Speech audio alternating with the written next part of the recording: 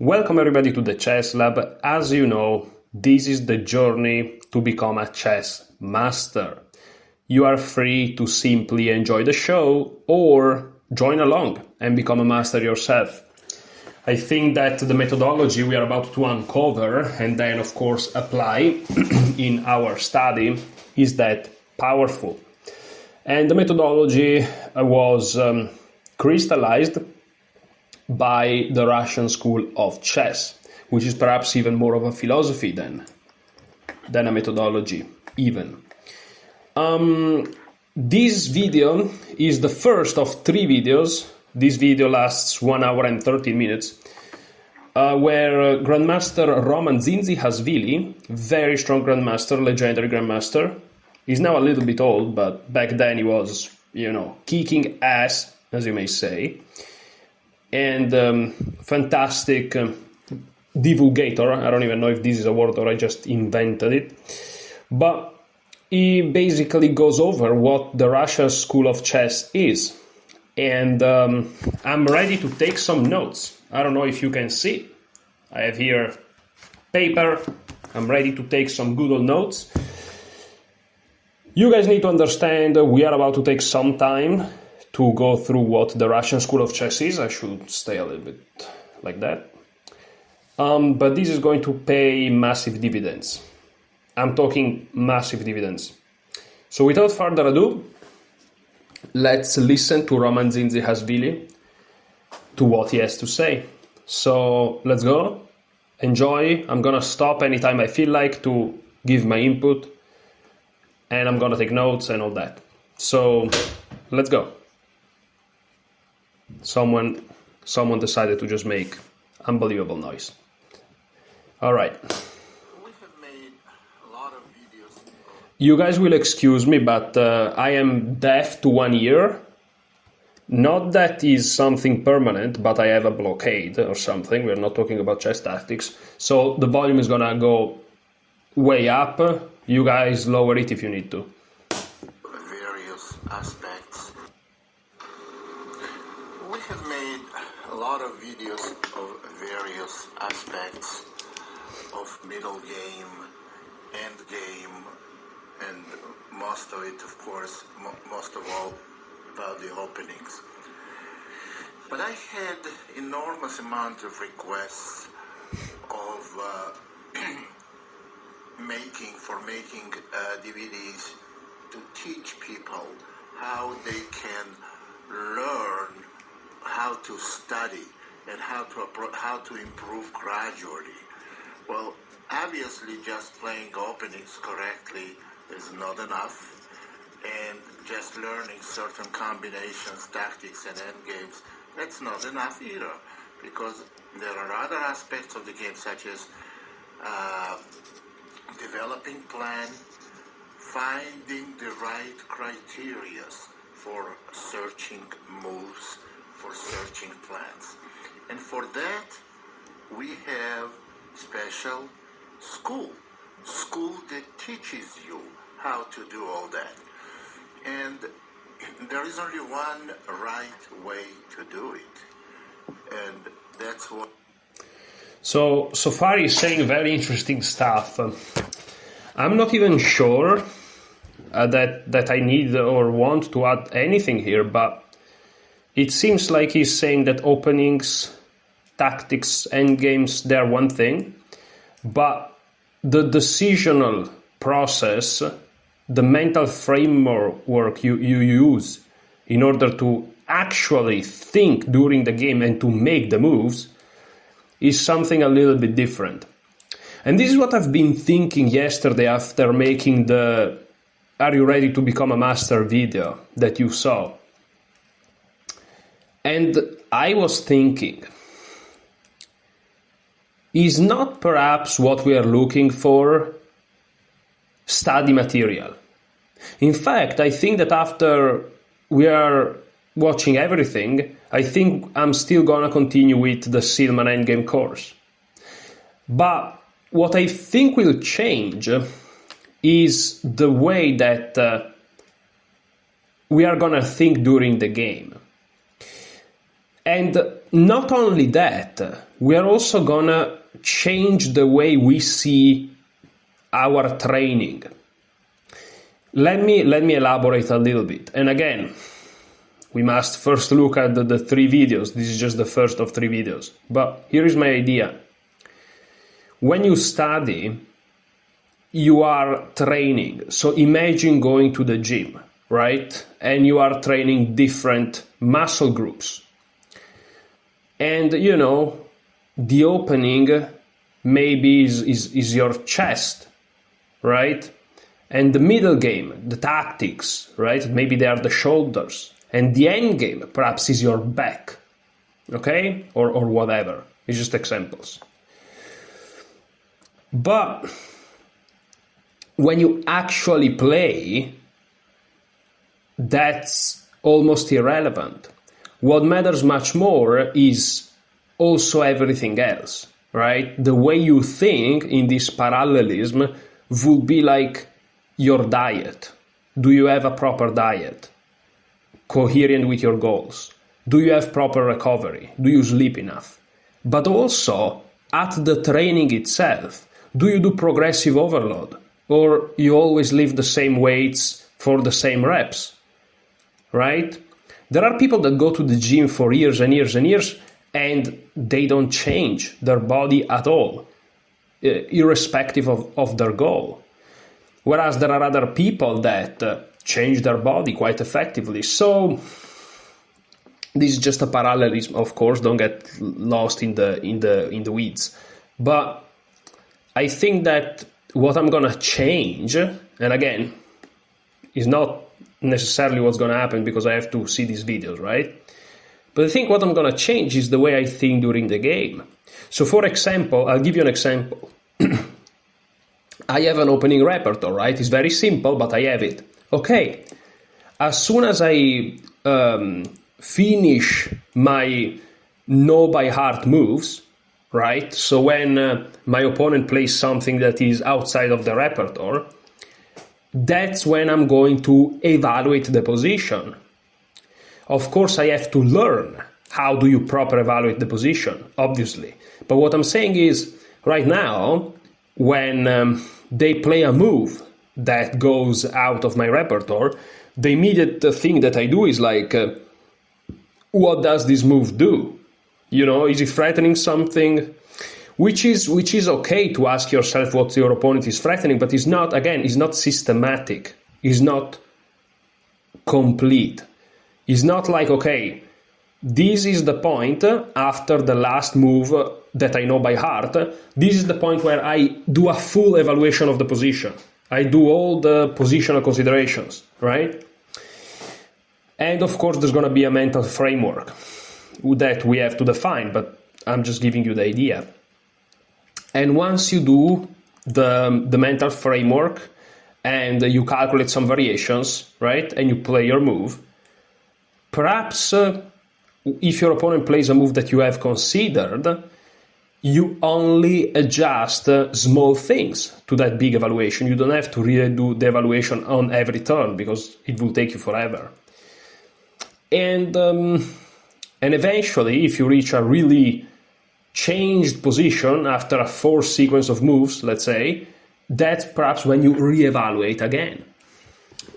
And when you finally approach an endgame, perhaps you start to take into account typical pawn structures. You start to imagine, okay, what if there are no these two pieces, right? This pawn endgame would be winning, losing, draw. You know what I mean? And then when you reach really simple endgames, you should know what to do by the book. And of course, you still have to calculate concretely. But already what I'm telling you here is much more systemized. It's something that you can replicate game after game after game after game. And most importantly, when you have a process, if you then lose a game, you go and see exactly where did you make the blunder, when did you make the wrong choice, the wrong move. So you know which part of this process is lacking, which part of the process needs more help. And you can double down and studying that specifically. So I'm very excited for that. And I think that so far what he's saying is perfectly coherent with this. But maybe I'm missing something, or I'm kind of going off a little bit too much. So let's keep listening to what he has to say. But these is my ideas, you know. And everything is gonna become clear. If this happens, everything's gonna become clear. I'll elaborate on this even in practice in the future. But that's the way I learned, because I was fortunate enough to grow up in Russia, the best country for playing chess, for learning chess.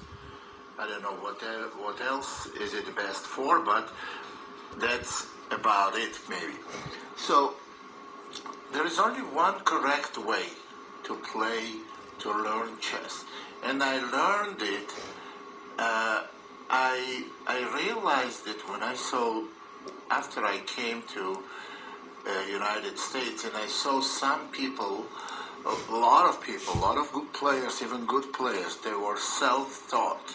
And when you are self-taught, obviously it's not as, you cannot achieve as great of results. And finally, what happens with a good chess. This is very interesting because I am self-taught as well. I have many courses, all you want, but I've never taken a chess lesson in my life outside of what my father taught me when I was like 8 or 7 or whatever age I was, you know. But like proper lesson with a proper coach, never in my life ever. I was even offered once, but I never took lessons. This player, he becomes better and better and better. He becomes better because he realizes what is missing in his game. And what is missing in his game, those are the components that's supposed to be installed in his chess skill bank in the very, very beginning. And then you progress, if it's done that way, you progress a lot quicker and eventually you become a lot better player. So, we know that what Russian school tells you, you have to develop pieces quickly and castle. But that every chess school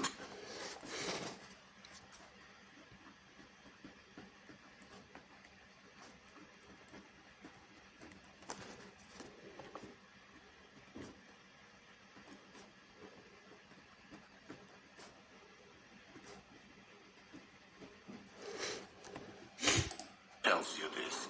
Even if you had to guess by yourself, you can come to this conclusion. But there are a lot more other things. While you develop piece, you have to develop pieces in a proper position.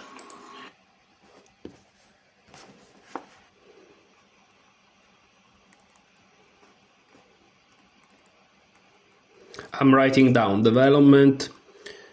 You must develop pieces in a proper position. Coordinate those pieces properly. These pieces have to be very active, but that's not enough to be very active because coordination.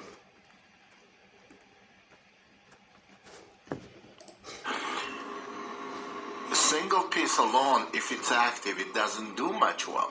It has also to very well coordinate with your other pieces.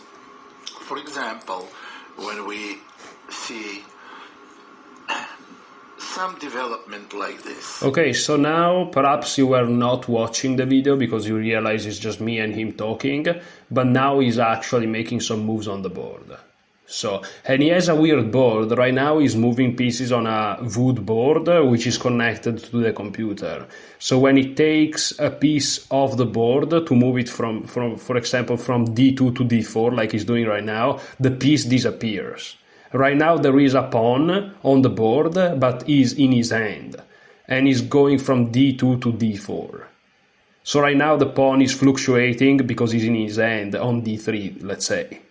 And as soon as it goes on D4, it reappears, as you can see. And now he takes it off because black captures. And now also the black pawn's gonna disappear for a second. Yeah, and then it's gonna reappear on D4. Well, no, because he moved the knight immediately. Fantastic. So don't get weirded out by this. This video was recorded years ago with that technology, so let's just move on, okay? So he's talking about piece coordination. Let's see what he has to teach us about that in this instance. So I'm just randomly putting pieces out. So then white develops, black develops, white castles, black castles. Okay, now pieces are developed, but you can notice that white pieces developed much better. And here, guys, I have to stop you because, again, we are trying to become chess masters, right? So here we are truly students. And what a student does is proactive, meaning we don't just passively endure the master's words, you know? This master, what is he doing? We actively ask ourselves, what is he doing? He stops here and he's evaluating the position. Now, we don't know yet how to properly evaluate a position in a systematic way. I'm reading Jeremy Silman, How to Reassess Your Chess. There is also the Dvoretsky series, which somebody in the comments recommended. Thank you very much. That's a great recommendation. I have one of the 3 books. I have the third for some reasons. When I was much weaker, I decided to buy the third, which is the hardest, which is ridiculous. Ego. Ridiculous. But I may just buy the whole series and start from the very beginning. But even though we don't know how to properly evaluate, and we don't even know if Dzindzihashvili is about to do a proper evaluation of the position, because right now he's only talking about piece activity, but we know there are other elements, such as king safety, pawn structure, and other things. So, space, right? So, you know, it doesn't really matter what the way specifically that he's about to evaluate, but what it matters is that he's evaluating the position. And it sounds crazy perhaps, but this is something that I almost never do. I can't remember the last time that I did a proper evaluation of the position. I perhaps was much weaker when it comes to rating. Well, also actual chess, let's be real. But yeah, again, I'm like going to the gym and training my biceps and my legs and my chest and my back and my shoulders, right? But I'm not following a proper diet. I'm not sleeping enough. And I'm definitely not doing the right progression at the gym that you should do. So, yeah, I think that's a very good analogy. I called it parallelism previously, now I'm calling it analogy. Language is not necessarily my strength. But you know what I'm trying to say, hopefully. So yeah, but you know, this excites me beyond words because like do you understand the difference? And I think it's a really fitting analogy. Do you understand the difference of like just going to the gym and just moving some weights around and going to the gym, but like moving the weights in a proper way, perhaps followed by somebody that knows what he's doing, and then also having a good diet and also having good rest? Like the difference is astronomical.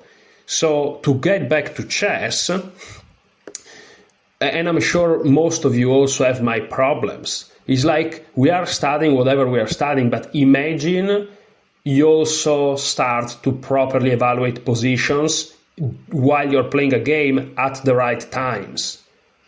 That's crazy boost. That's insane. Like I am so excited.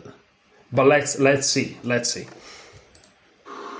And now, how many components do we have here for evaluating this position? There are several. First of all, white has, and I explained it on my previous DVDs, that white has here space advantage. Okay, so let me rectify, because again, I have never seen these videos, or if I have, I can't remember them, but is actually apparently showing us proper evaluation of a position in this position here. Fantastic. However, I still wouldn't consider this necessarily the way we are going to approach the position, because, and again, here I have to learn from this video. We are only 4 minutes in, the video is already 20 minutes. But we have to learn from this video, but also it's important to not get stuck in biases and stuff like this.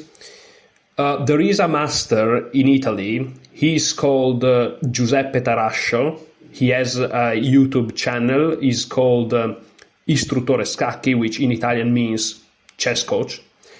And from Silman and even other important ontologies, he has distilled a methodology, a thinking process for evaluating positions. And this is something that a viewer of the channel also sent me with some of his own modifications. And I appreciate that. I've never read it, but I may actually, this may be the time that I read it. And that's very good. That's very good. It starts with king safety, if I'm not mistaken. That is, it goes on to material, then piece activity, then pawn structure, or some other ways. So what I think is the most important thing is find a proper method for you. Perhaps for you it's easier to immediately count material. That's the way I instinctually do when you ask me to evaluate a position. I feel like I have to count the material, right? For you maybe that's more intuitive, but I need to count it. I have to start with the pawns, then the minor pieces, then the heavy pieces. Then I ask myself, where's the king, right? But first comes the material, but just in my mind. And I think that it doesn't really matter what comes in your mind first.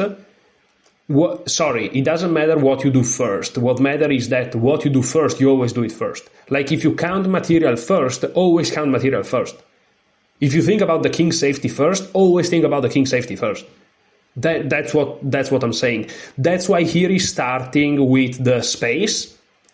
But that's a consideration that I think for me comes much later. So that's why I'm saying, let's observe the master evaluating this position, let him do it, but this is not going to be the way that we perform the evaluation. And again, it's gonna come a moment when I'm gonna learn how to properly evaluate a position, and I'm gonna share my discoveries with you. At that point, I'm going to tell you the way that I'm going to evaluate the position and the way that I'm always going to do it, but you may do something slightly different. The elements are going to be the same, but the order is going to be your preference. Okay? And again, everything I said so far may be wrong. I don't know yet. So let's keep watching. This is exciting stuff. Let's go. Space advantage means that white has 4.5 ranks. You see, white has up to the center, well, if you see this rank, 4th rank, and half of the 5th rank. You see, that's half of the 5th rank. So, white pieces are better placed. For example, dark.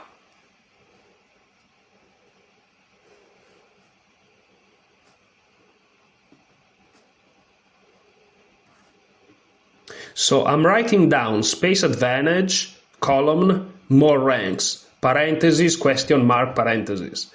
Because when he says that we have half of the 5th rank, I'm not sure I understand what he means. And this is where perhaps having a YouTube community is cool, because I'm asking you guys, and this is not, those YouTuber tricks to get you to comment. Like, genuinely, what does he mean by saying we have half of the 5th rank? What's he meaning? Because something that I notice is that we have a pawn on the 4th and he has a pawn on the 3rd. I know this is the 6th, but I'm talking from the player perspective. This is a white pawn, so it's the fourth, right? 1, 2, 3, 4. This is a black pawn, so it's the third. And so this pawn helps us control some squares in the fifth, and this pawn only controls in the fourth. So if Zinzi, the Grandmaster explaining here, if he said that, I would have understood. But instead he said, white has half of the fifth rank. What does he mean? What does he mean? Perhaps he means that we control this square, okay? We also control this square because of the pawn, we also control this square because of the pawn, and we also control this square. Whereas he controls only one square in black's fifth, which is our fourth, right? He controls one square. This square is not controlled, this square is contended. This square is not controlled, this square is contended. And this square is not controlled. Well, actually, this is controlled because there is also the bishop. So they control 1 and 2 squares on the fifth, whereas we control 1, 2, 3, and 4. This square is contended. Maybe that's what he means. I don't know. You guys then will share your opinion on this. I think that's what it means, but I'm not sure. So let's keep watching. So Zinzi is saying we have more space because of the said reasons, perhaps. Okay, let's keep going. Square bishop is open to be developed on active position, while black's dark square bishop is not. Okay, so what he's doing now is comparing pieces. I'm gonna write this down. Comparing pieces. And the reason why he's comparing this bishop on c1 with the bishop on e7 and not the bishop on c8 is because that's the dark square bishop, right? So paradoxically, and these are all things that I'm thinking right now, perhaps comparing bishops is easier because which knight is which? Now, this knight is this knight, obviously, and this knight is this knight. But when they all move around, do you have to keep track of them? Or is interchangeable? And even the bishops, what if at some point you are left with just one bishop, and is the light square bishop for you, the dark square bishop for them? Like, again, I'm taking a bunch of time. We are already 27 minutes in. It's just been 5 minutes of the recording. I know you guys cannot see the time. I'm sorry for this, but it's 5 minutes, 33 seconds out of like 1 hour and 13. I don't care if this is going to take 10 hours and like 10 videos. Okay, maybe. But these are the things that are, again, if you go to the gym, that's your diet, your recovery, and your proper training program. Okay? When we study other things, like you train your tactics, or we study the endgame course, or we study like specific things about the middle game, these are like the reps themselves. Is time under tension, if that makes sense. When you're squeezing your mind, trying to solve a complex problem, that's TUT, time under tension. You know, when your muscles are all tense up when you're training, which is what makes you better, yes, which is what makes your muscle becomes bigger over time, if that's your goal. But well, maybe that's obviously your goal. But sorry, again, I'm not a training expert when it comes to the gym. It's just an analogy. But what I'm saying is, time under tension in the gym is cool, but again, if you have a fucked up diet, if you don't recover, and if you always lift the same things, it's not going to work. Not at least optimally. Maybe you're still going to improve a little bit, but not optimally. And that's what we are doing here. We are trying to optimize. But not optimize like from 99 to 100, but like from 9 to 100. It's not from 9 to 10, I should have said. It's from 9 to 100. This is what I think. I'm beyond excited, guys. It's crazy. So he talked about space. We have established that, kind of, hopefully. And he said, okay, let's compare the two dark square bishops here. This bishop here has some active prospects, perhaps on e3, perhaps on g5, perhaps on f4, right? Whereas this dark square bishop here is stuck, at least for the moment. So let's keep listening here. Okay, I wrote down comparing pieces. I'm gonna put a parenthesis, IE, which is that is dark square bishops. Dark squares bishops. This is helpful for me as a note so that I remember this position when I read this again. I probably will never read this again, but you guys know what I'm saying. Okay, let's keep going. White's light square bishop developed very well on a good diagonal. Black's dark square bishop, light square bishop does not have any good square to be developed on. Okay, so now he compares light square bishops. For example, d7 is not a great square, e6 is not available, f5 is not available, and g4 square is very temporary. It's good only for one move, because after f3, black's bishop has to go to not so active position. So this is, so both sides did the right thing. They both developed pieces. But developing of one side was a lot more successful. Now, okay, we determined... Okay, so far he has talked about development. He has talked about development, and he said that white has done better. And something I've noticed is that, of course you noticed as well, but I don't know if it's worth mentioning it, but let's mention it. He did some very small calculations, you know. He looked at light square bishop movements. Bishop d7, he said not optimal. He said bishop e6 not available because it loses a pawn. Bishop f5 not available because it loses a piece. And bishop g5 after f3, bishop h5. So that's actually a calculation, if you think about it. And again, in a real game, we don't know if he will think like this, we don't know. In a real game, he will probably still be in theory because he's a grandmaster, but you know what I mean. But maybe not. But that's interesting, right? That's interesting. And thinking properly helps you with ghosts and with many, many little things that we, and when I say we, I mean not masters.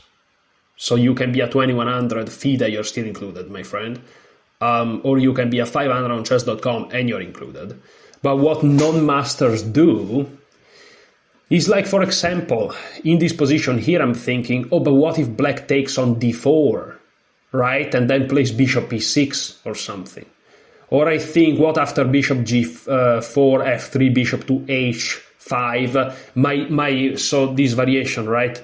I'm doing it with the arrow. Follow the arrow. Bishop to g4, right? f3, bishop to h5. The variation that Zinzi just mentioned, so you already saw it with your own eyes. And Zinzi says this is a passive position for the bishop. What I would have thought is, oh my goodness, now my diagonal gets a little bit weakened. Never play f3, right? But again, here it seems like the order of importance of what you should consider is fucked up from my point of view, right? So thinking properly, evaluating properly, helps you think about the things that really matter. And in the beginning, I have the feeling you have to follow this kind of religiously, meaning you have to believe, meaning you have to trust blindly. It's religious belief in a way for the uninitiated, or perhaps for the guy that grew up without a coach, like he mentioned earlier, like me. And so that's all very interesting. Let's keep going. Who is better and why?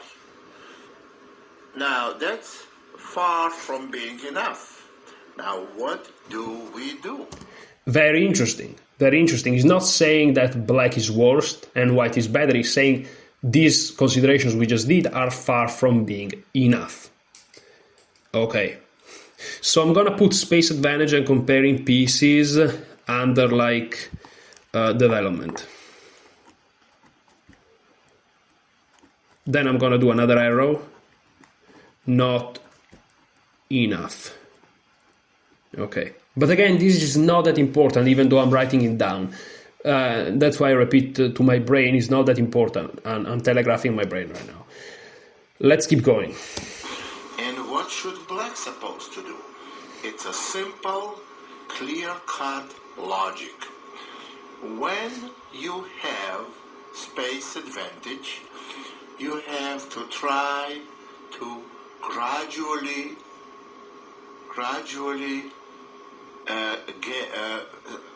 advance and make this space advantage grow. Okay. Parenthesis when space advantage. Arrow make it grow. Okay. I put it in parentheses because I feel like it's not super coherent with the methodology. But let's keep going. And what black supposed to do? Black supposed to neutralize white's space advantage. Now, let's get plans for both sides. I will detail the plans. I will tell you what white's supposed to do in concrete details. And then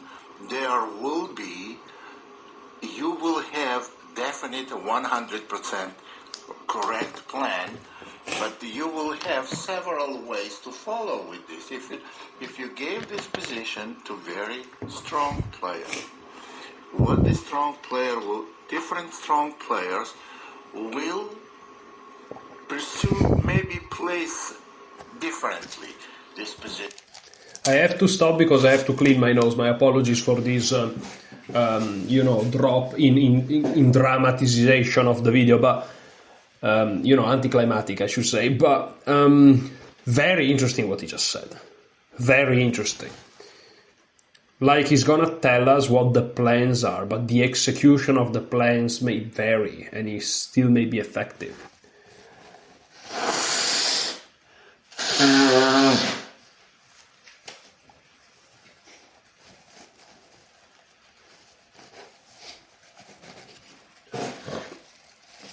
This is crucial for two reasons. First of all, it seems like complexity all of a sudden increased, but also it saves us from a very negative thought that we may have in the back of our mind, which is, what about creativity? After all, yes, we are trying to become masters, all these things, but like, I also want to enjoy the game, you know what I mean?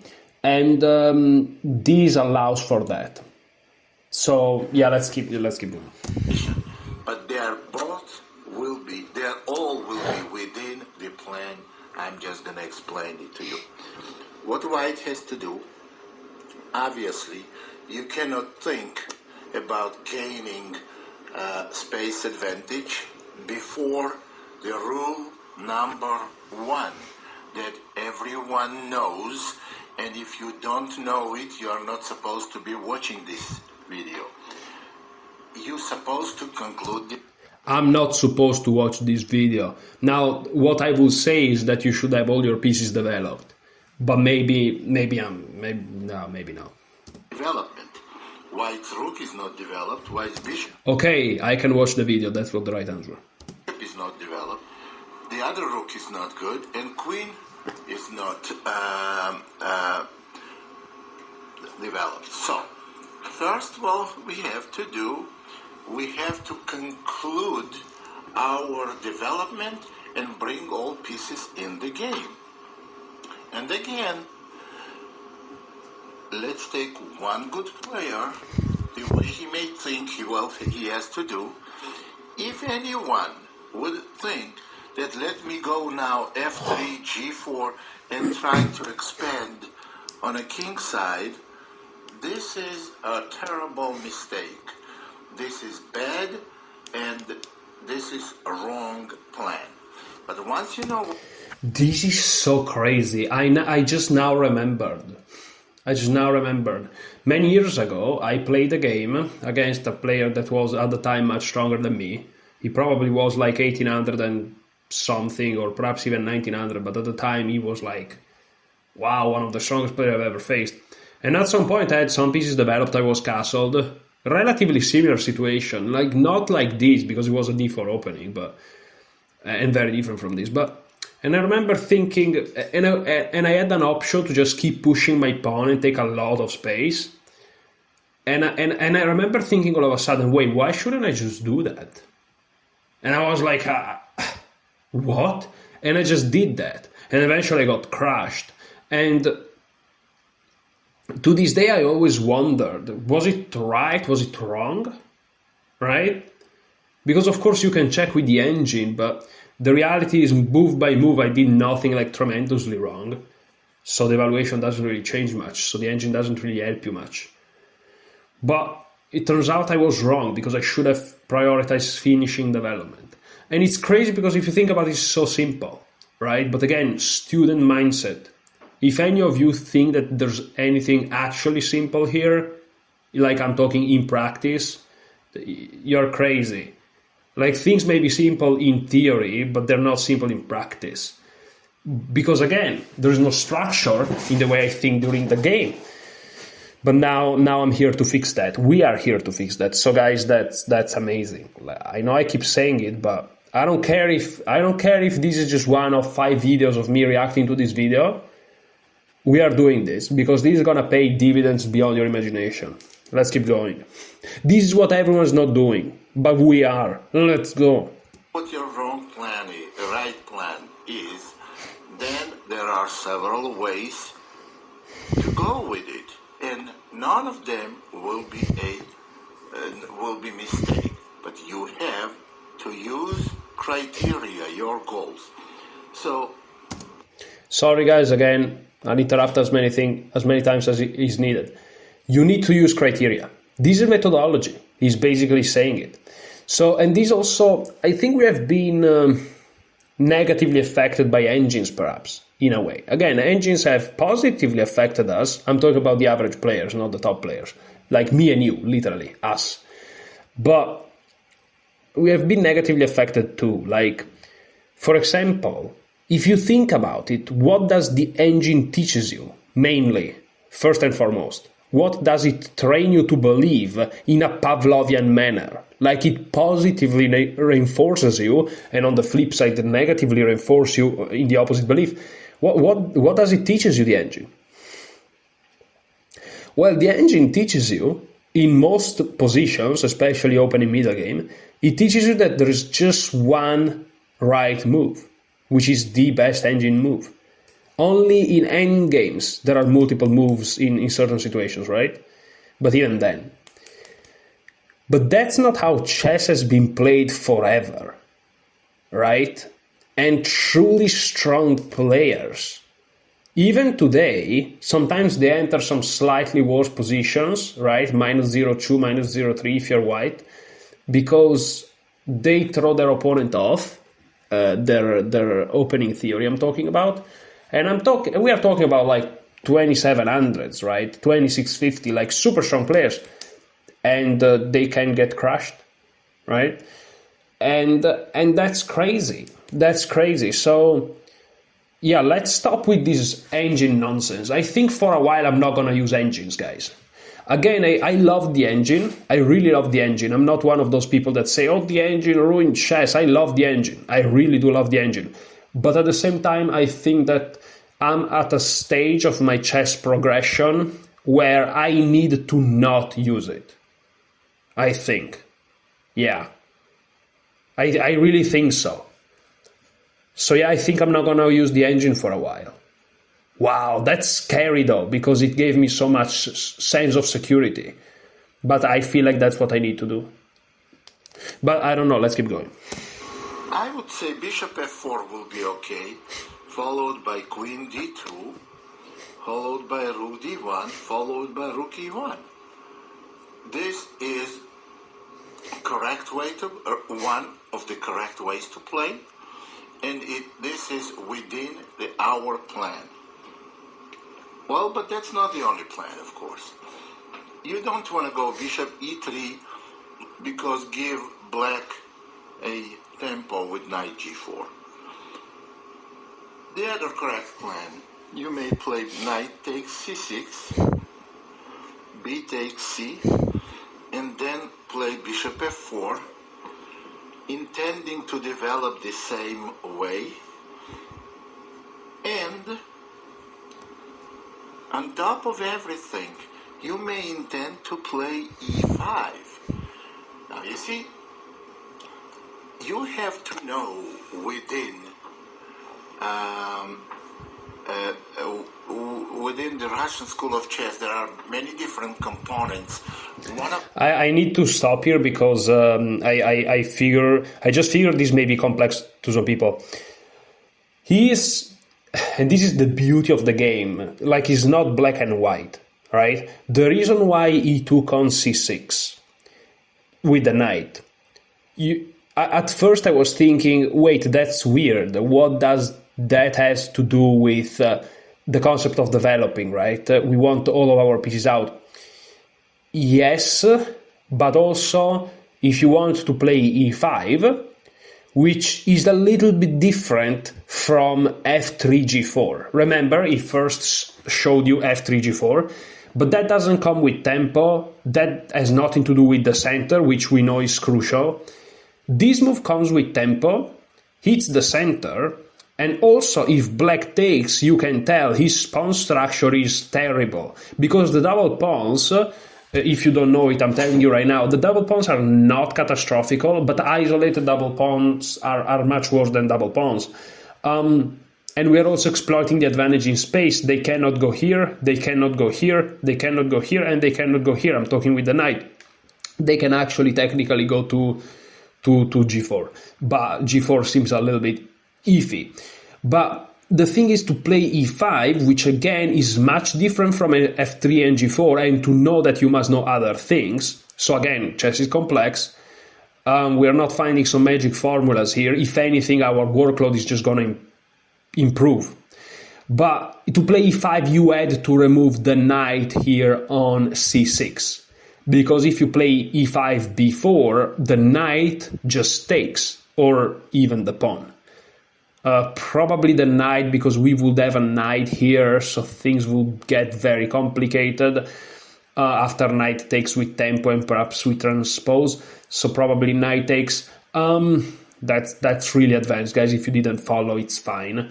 But like knight takes, pawn takes allow us to play e5 without losing the pawn.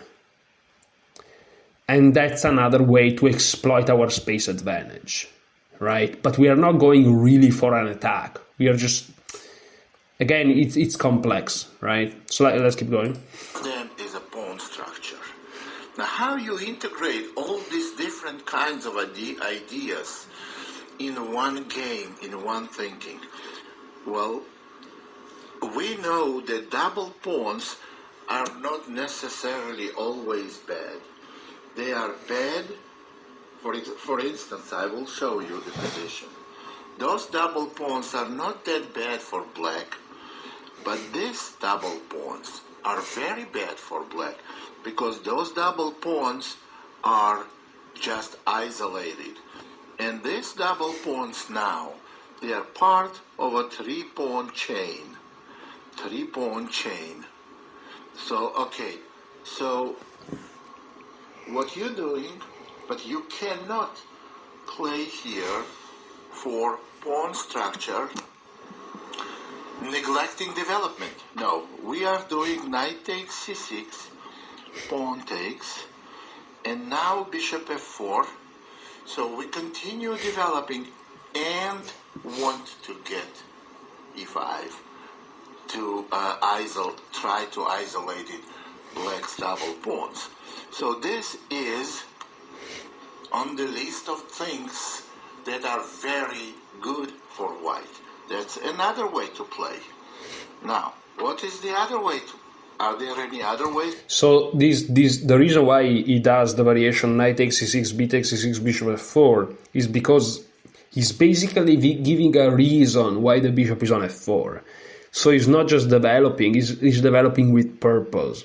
But if the purpose of bishop f4 is to play e5 to exploit the double pawns, you have to give them the double pawns. Because if you play bishop f4 immediately, they can play knight to e5, they can play knight takes d4 themselves, right? It's not so simple. And all of a sudden your bishop's biting on granite. Because if you just play bishop f4, queen d2, rook d1, rook e1, that's fine, but your bishop on f4, what is he doing? Rather than eyeing very strong black pawns. However, if you take on c6, which allows you tactically to play e5, the thing changes completely. At least on an idea. Very, very interesting. To play, yes. For example, there is knight e2. Now, that's crazy, by the way. That's crazy. This move also falls into the general plan, although it's not developing the new piece. Now why? Why? Because if we talk from black's point, from black side, we think for black, what black should do here when they don't have, when they have space disadvantage, black supposed to exchange some pieces. And always, that's a general rule.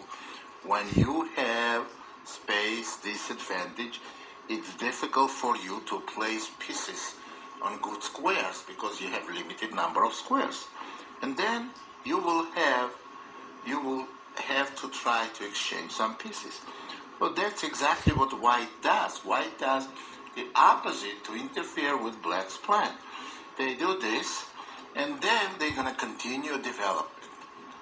This is also right thing to do. One of the and sorry guys, but again, I have to interrupt as many times as I think is correct, but this is very useful for me because I feel like I'm a very rush player. It's like I'm trying to maximize every single move, but that's not necessarily chess. I feel a little bit dry sometimes. I feel like my play is so dry.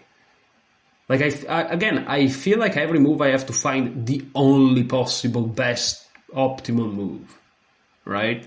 And these have made me not enjoy chess much in the past.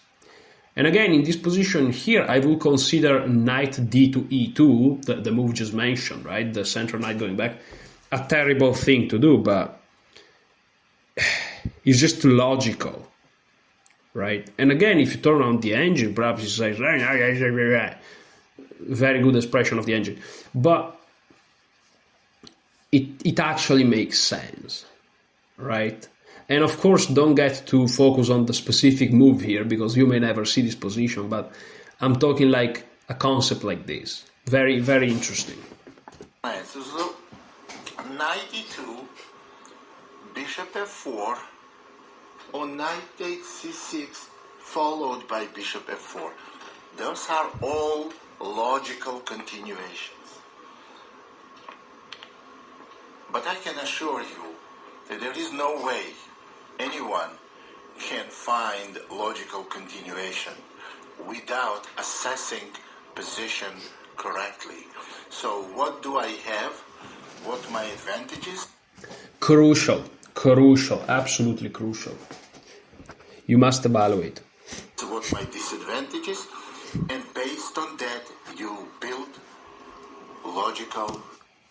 Okay, so no good moves without proper evaluation. And again, it's important. We're not going to use the engine in a while. At least that's the idea I have now. So a proper move doesn't mean it's a move that the engine says it's okay. A proper move is a move that makes sense according to systematic thinking, student mindset. We are sacrificing perhaps the absolute correct super objectiveness, right, of the engine, of the supermodern engine, contemporary I should say, for learning this method. which again will pay dividends tremendously. And once we truly master the method, first of all, we may become masters in the meantime, because this method has been working for the best players in the world forever. But once we master this method and we truly understand it and we use it correctly on a consistent basis, then we can move on and integrate the engine with it to really super perform. But that comes after. So very, very, very interesting here. Absolutely fantastic. Plan. There's the only way you can I go back for a second because I want the last sentence he says. correctly. So what do I have? What my advantages? Okay, so think about yours and yours opponent advantages and disadvantages. Okay. What my disadvantages, and based on that you build a logical plan. Only way. And if you think about it, advantages and disadvantages, this is Silman theory of imbalances. Teoria degli squilibri in Italian. Right? Everything's coming together.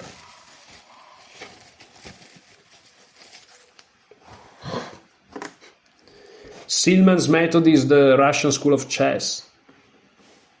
He just brought it to America. Chess supposed to be played, only way chess supposed to be learned, and only way chess supposed to be taught. So that's the correct way of thinking. I don't want to go too deep with this position. My goal was to show one of the examples how pieces are developed. How pieces are developed, coordinated, and how thinking supposed to go. Now, let me tell you one of the most dangerous ways of thinking in chess. I just want to mention that in that position, I would have personally played h3 in order to play bishop to e3. I don't know if that would be considered okay or not, but that's what I would have played. I have met a lot of players of all levels, beginning from, very weak players like next to beginners, and ending to the masters, already masters, rated 2300 even. And it's very, very difficult. The stronger player is within this range I just mentioned, the more difficult for him to change his thinking, because he did not start thinking correctly when he was learning chess. And it's like a child. It's easy to learn language when he was almost baby, than to learn once you are 20 years old. So what was wrong with them? Sometimes they play openings, for example, that have nothing to do with normal chess criteria, how to play game. They play opening like this, and they say that this is good opening. So they put white, black pieces this way, and they say it's very good. Now, I have news for these players. This can be played by super strong players because they know all about strategy and tactics. But when you want to learn chess, that's not the way you play, because you get wrong, absolutely wrong ideas about goals in chess, about the way games should be played, and about your progress. So only very strong player that already went through all this school can play this, because he's... Okay, so I didn't go through this school. I'm definitely not a very, very strong player. I'm not even a very strong player. I'm not even a strong player. I'm not even a very player, whatever that means. So, yeah, principled openings. Principled openings only. I may even have to redo the repertoire. I may even not have a repertoire. I'll stop having a repertoire. Can you imagine? I sit at the board with a guy that is like 2000, FIDE.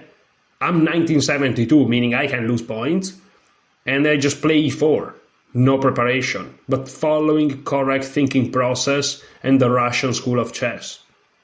And if I lose 50 points, I lose 50 points. I'm learning the methodology. I can always go back with a repertoire later. Do that.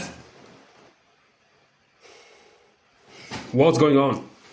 Not in a mode of learning chess. But guess what?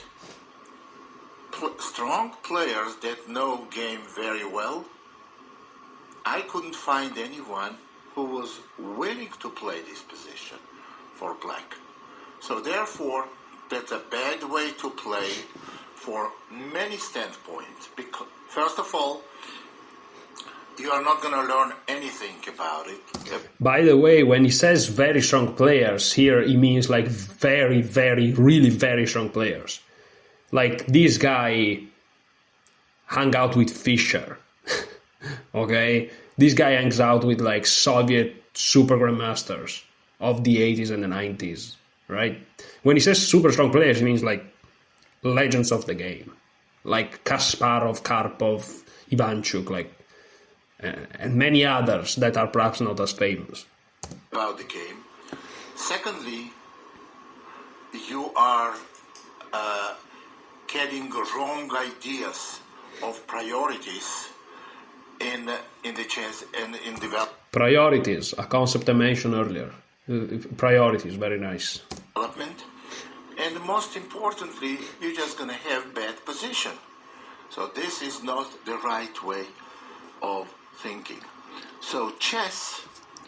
Think about all the gambits, think about all, and I'm not talking about like pseudo-sound gambits that perhaps you give a pawn or two for very strong initiative, because that may even be acceptable. But I'm talking, even though I don't know, I'm talking about like so many sidelines, so many things that even courses, even on Chessable, even courses I've bought that, you know, Super Grandmaster struggled to find novelties on move 25, so you should play a sideline, you know? I've fallen into this, but I don't even want to call it trap, because I always knew these things. It's just that perhaps I was at a certain stage of my chess, you know. I regret nothing. I'm happy that I am where I am right now, and let's just enjoy it now. Let's go. The way chess is supposed to be played, in the openings there are, well... And sorry, but I have to... turn on the light because you guys... I'm starting to fade into darkness, which sounds a little bit creepy. Okay, light is. Start with the opening.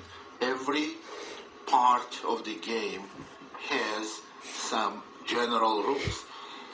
Well, in the opening, besides developing your pieces quickly, safeguarding your king by castling, there are other ideas, such as confronting your opponent in the center to establish some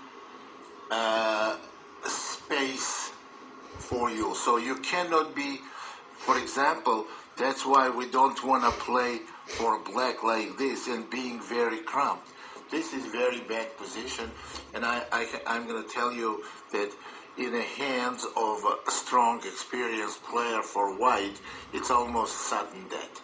So you have to be very competitive in the center.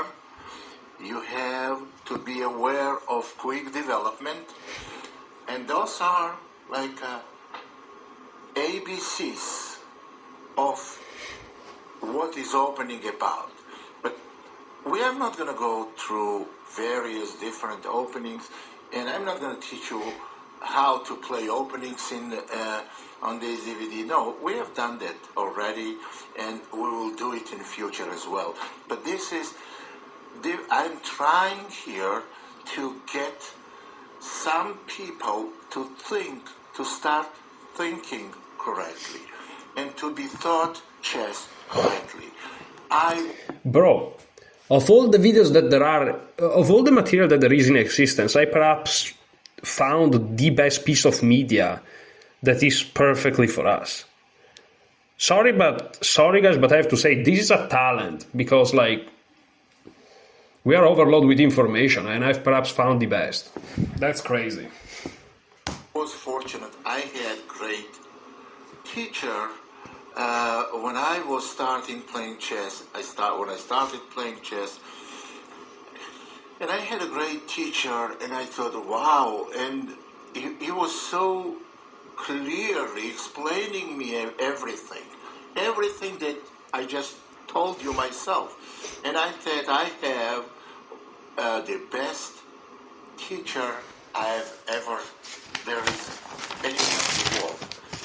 Well, only much later, I realized that all he did, and it was a good teacher, of course, but all he did, he followed already very well-known,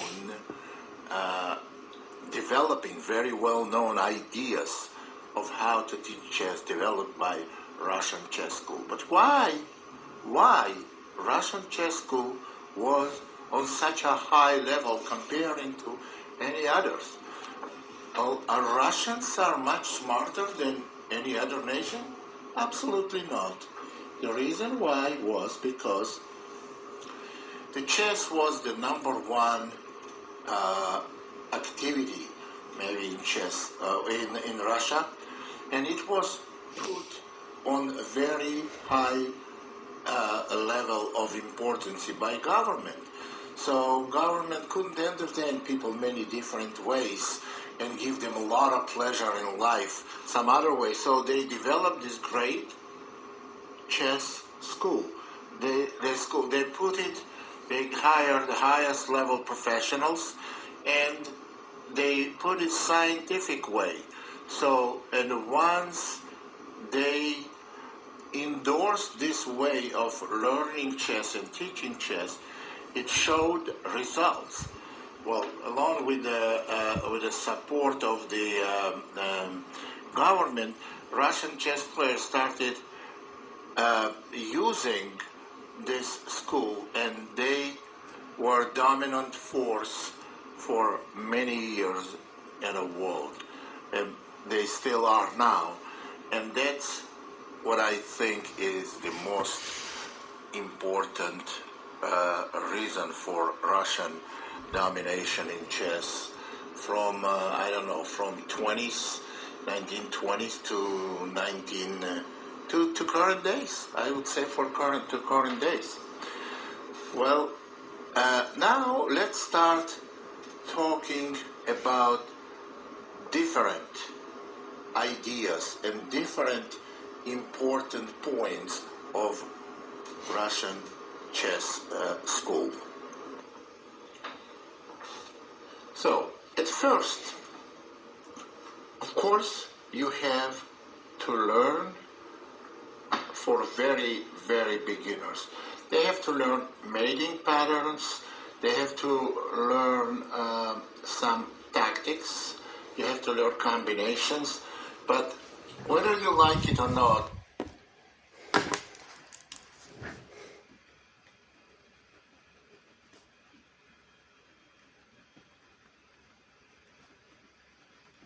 So I'm writing everything down. I don't know if it's going to be useful. Maybe yes, maybe no. So very beginners, mating patterns,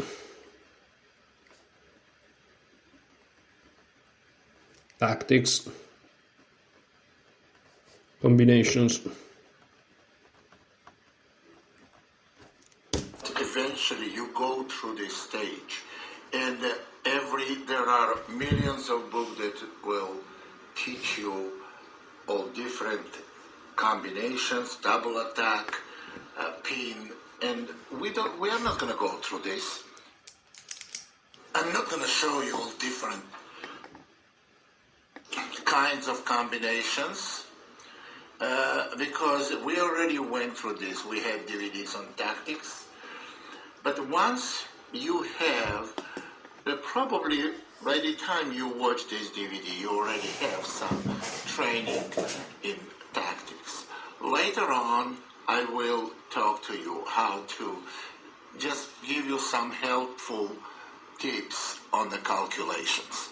But for now, I have to tell you this, that once you are already through this, through the patterns of combinations, you have tactics, now that's what you have to learn first, because then we're gonna give you some positional tips and some positional basics of positional plays. And positional play and tactical play in any game of chess, they go together, because there is no positional way of playing without using some tactics. You have to be using your tactics by yourself or be aware of your opponent's tactics. So this goes together. This is necessary components of the game. So we talk about tactics a little later, but now let's learn some basic positional components. Well, they don't have to be learned in certain order. No, I'm going to give you some randomly chosen, there's some positional aspects of the game that you absolutely have to know, and you have to include them in your arsenal of the weapons when you play the chess game. Well, let's start with one of the openings I have always recommended to play for white.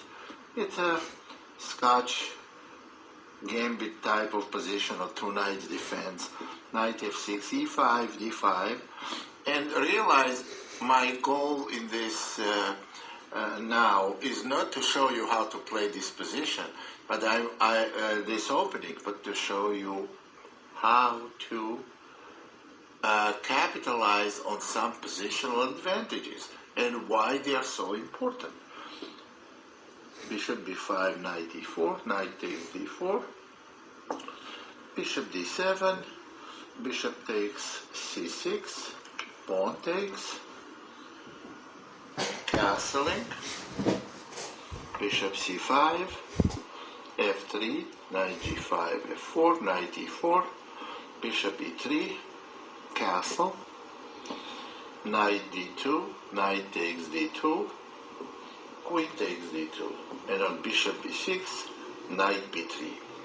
Well, here I would like to stop and discuss these positions first, without making any moves.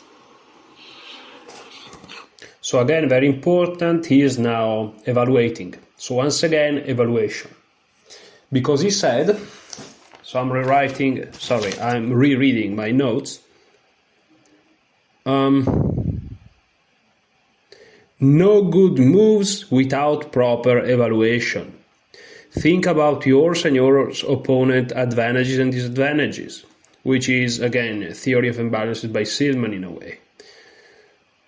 Okay, so before keep going, I'm going to very quickly fix something in my room and also take an ice cream to give me some energies.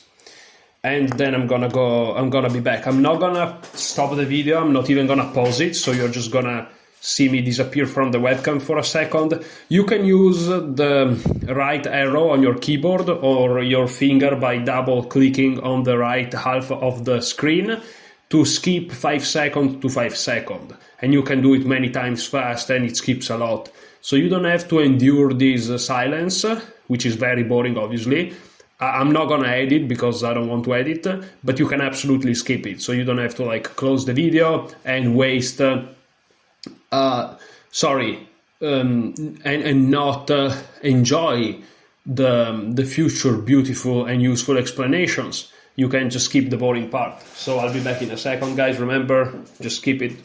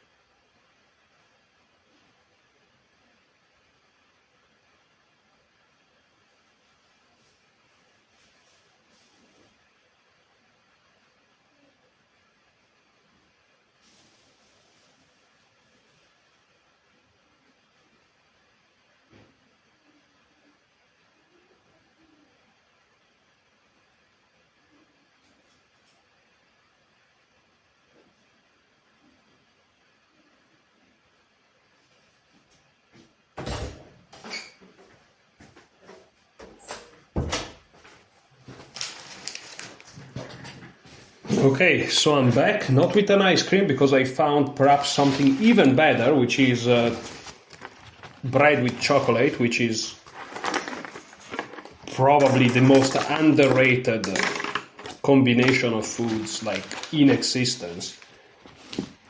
Like, whatever chocolate with whatever bread, whatever, you should not do whatever, but... Okay, so let me take this piece of clothing here. That's my English knowledge when we abandon the chess subject, which is basically almost zero. Fantastic. Perhaps a disappointment to some of you, but that's what I specialize. I'm gonna lower my chair. Whoa, that's a big lowering. And I'm gonna put myself really comfortable, and let me fix the webcam, and I'm just gonna enjoy some Zinzi-Hasvili explanation while I consume,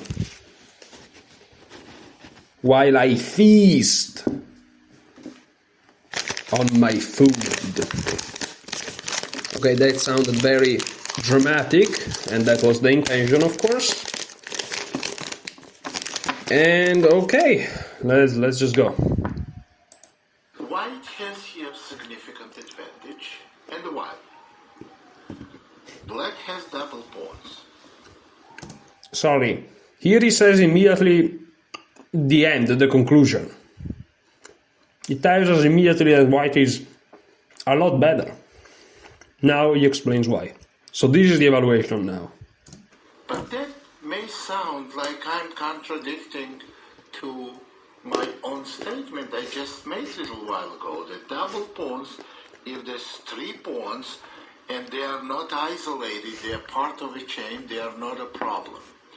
That's true. But they are not a problem as a weakness, as these pawns will be attacked. No, these pawns will not be attacked, and they are fairly safe. But they are a problem. They are a problem for black because they create, those double pawns create weak square on c5, which white may easily occupy. That will mean that eventually black will have to give up this bishop for a knight or for a bishop, and then black will have 4 pawns on queen side that will be totally blocked forever. So these pawns will never be able to move. For instance, let's look at this position. Those pawns black's queenside pawns will never be able to move. White's bishop is absolutely dominating comparing to black's bishop. White has control of the big majority of the squares on the board.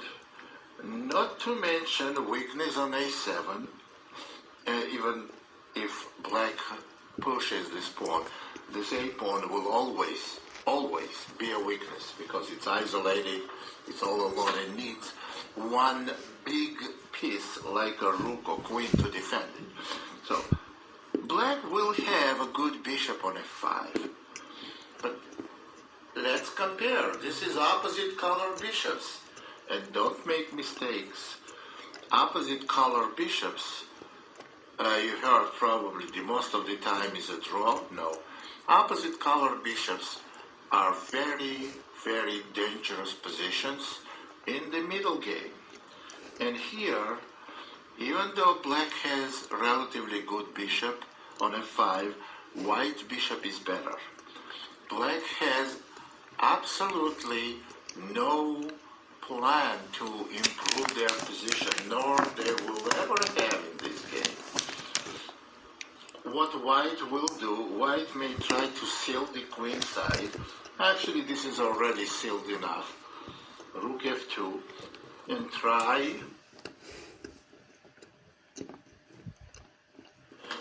to slowly make progress. h3, king h2, rook g1, g4.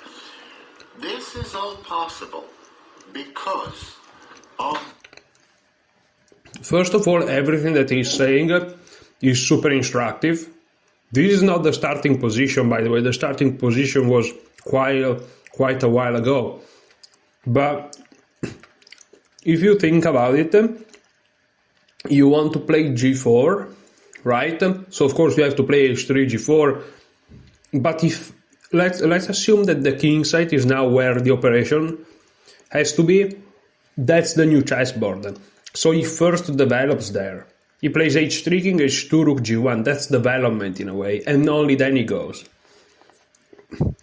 This is fantastic.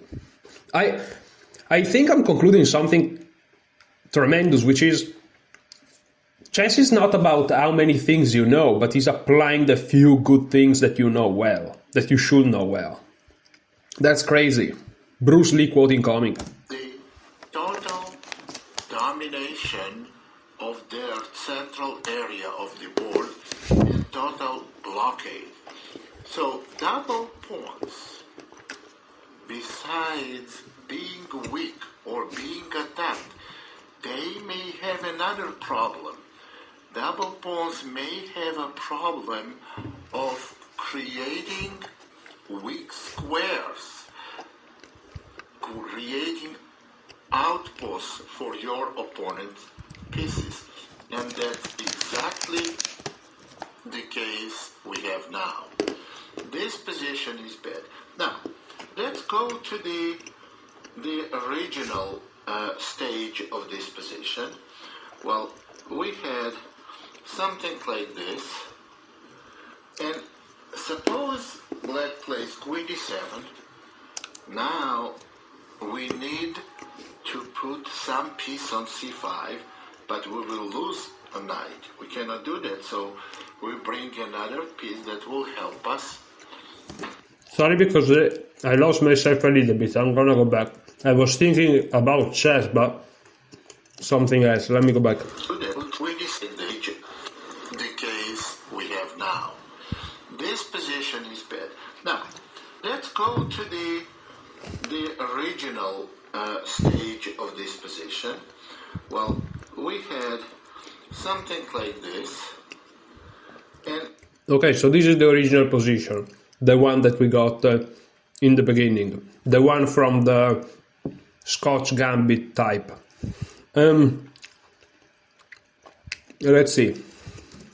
Suppose black plays queen d7. Now we need to put some piece on c5, but we will lose a knight. We cannot do that, so we bring another piece that will help us.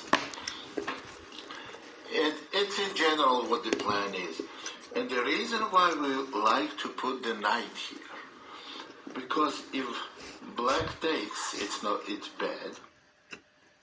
But if black has to take the piece on c5, what do we rather have on c5? Knight? Well, suppose the position is like this. You want to have knight or a bishop. Of course, we...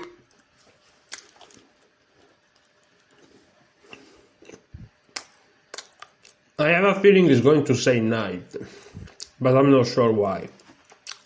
Much rather have knight.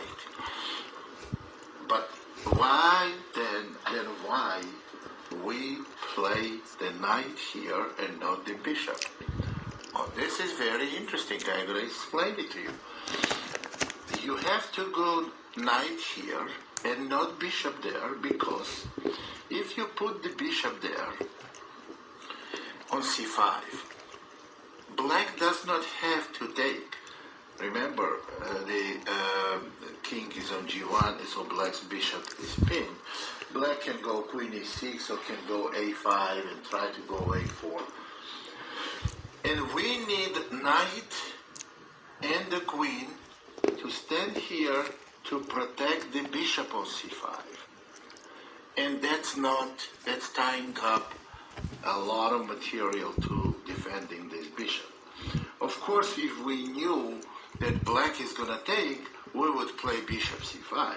But knight c5 is a better move, because bishop, if you end up with a bishop on c5, it's also weak square, it's also good, and if black doesn't take it, then you can support it with b4, and your queen is practically free to move. You already established blockade. Your queen does not have to stand there, and you can go and you're free for actions on other parts of the board, on other side. That's so crazy. These positions remind me of some sort of four-night scotch, actually. Of the board, we have king side in this case. So this is very important. So once you gain control on the c5 square, you absolutely demobilize black's pieces, and you absolutely dominate on the whole board. So let's look at it. In the center, black has absolutely no future. On any f6, there will be bishop d4. On the queen side, well, it's obvious to... I can make statement that black has absolutely nothing, and on king side, black has also nothing. So what does white have? After completing the blockade, white has potential, so moving f5, even if black plays bishop f5, the potential is still there. White has space advantage, and white has potential, so developing very powerful attack using all these pieces, possible on the king side. So position, I would say, is lost for black, because sometimes lost does not mean that you're losing a rook or getting mated, or your opponent is queening his pawn in the endgame. No. When you have absolutely no plan, well, if I had to choose to advise someone to how to play this position for black, for example, I would have great difficulties. I would think hard and advise him what to do, but as for now, I have no clue what to advise for black to do, because there is almost nothing for black to do. It's a terrible position. Well, only advice I would give now, see and wait for your opponent's mistakes. And I hate to give this advice. I never do that. So, but I have no other advice to give you. So this is bad position. A good example of dominating on weak squares. So let's take what I just told you. It's very important aspect of a positional game. Now, this is principle. It doesn't go for this position. Now, let me show you a very different opening. Very different opening. D4, D5, C4, E6. Opening that very frequently played for both sides. Knight F3, C5, C takes D, E takes D. It's a regular Queen's Gambit position. Knight C6, castle, castle. Bishop G5, CD. This is all the latest in words of theory in these positions. And suppose black goes Bishop G4, Rook C1, and Rook E8. Well, Rook E1. Now let me tell you something. There is a big controversy in many different openings about the value of the pawn. That's the isolated pawn that you can...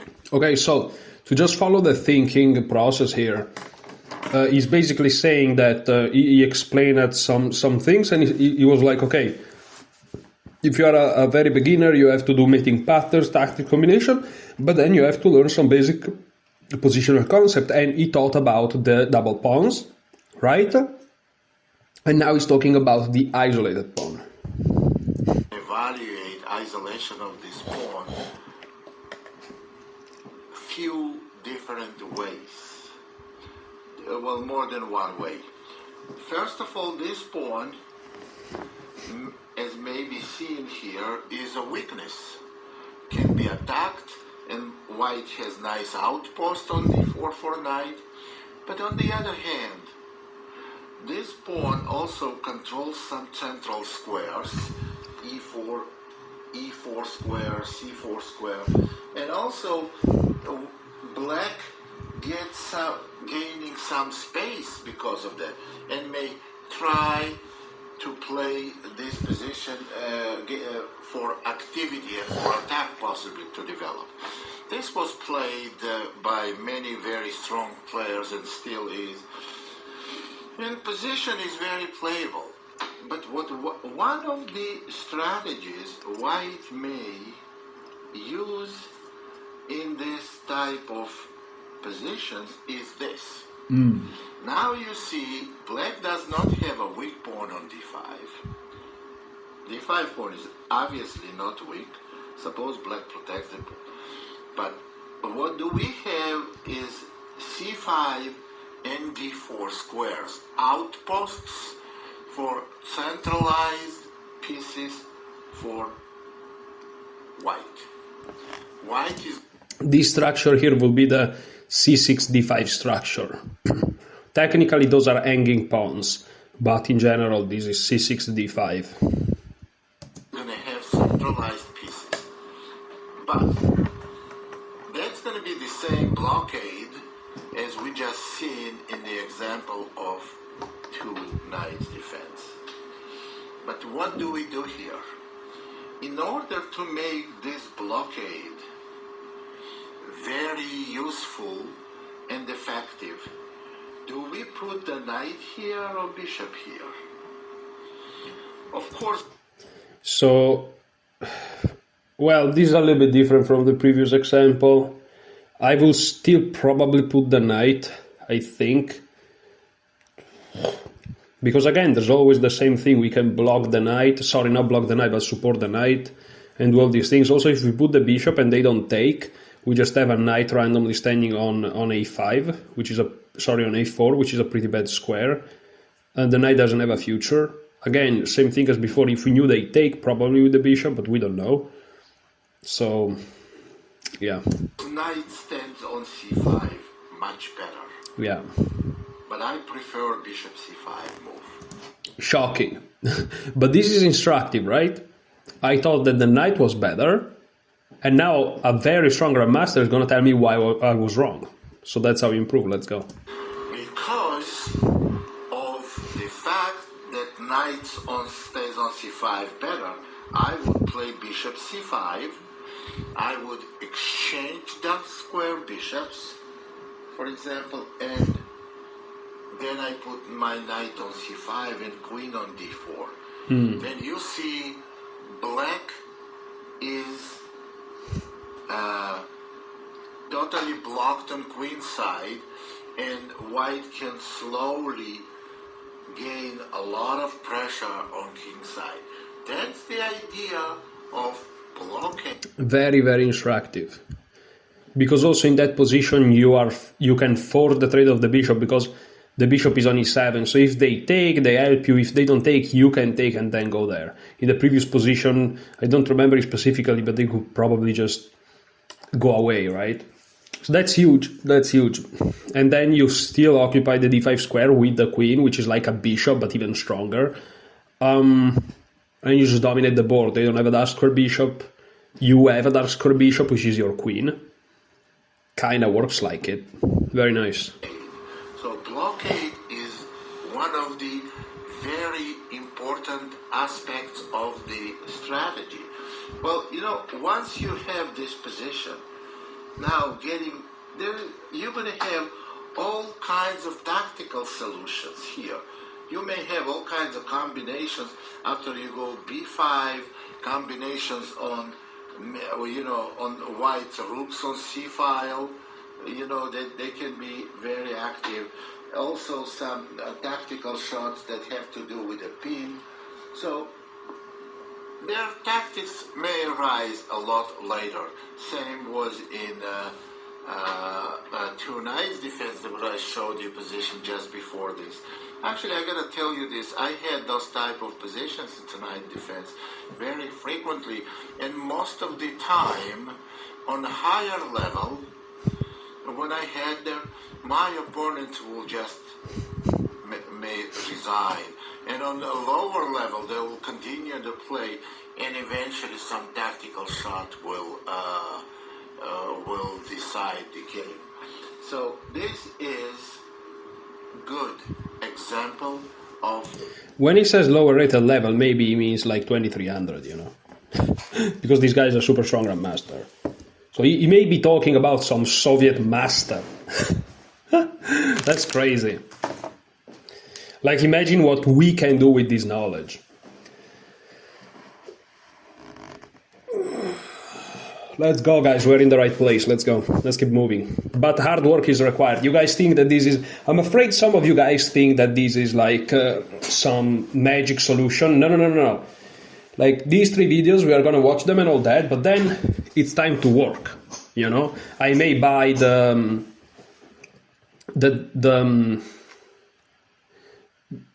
use of books. I think they are on Chessable. If they are not, we'll see. And I'm gonna grind them, of course, And then I perhaps going to expand on the use of concept, I'll just grind. But we'll see. Methodology is important, essential. Blockade, and it's very, very important to know them. Important not to get there if you are on black side, well, on the blockaded side, and how you can use it when you're trying to put your opponent in this difficult position.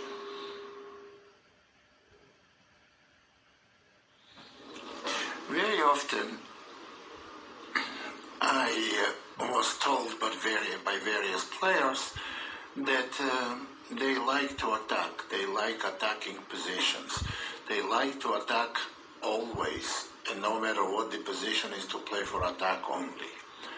That's very, very wrong approach for chess players to try to improve, because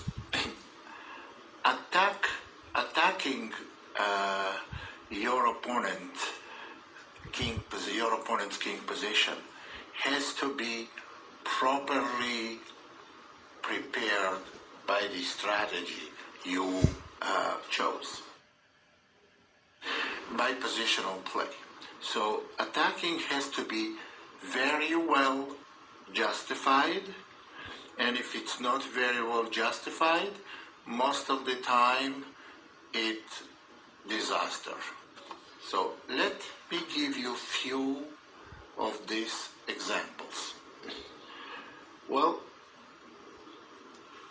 let's start with some King's Indian position, Zamish position. Bishop e3, e5, d5. Now, we do have